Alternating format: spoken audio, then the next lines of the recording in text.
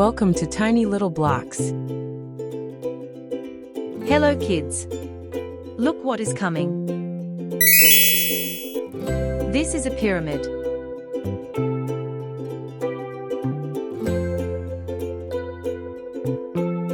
A pyramid has a pointy top.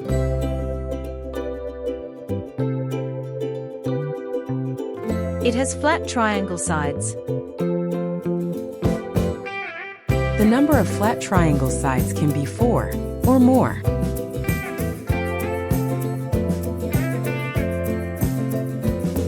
Oops, it can fall.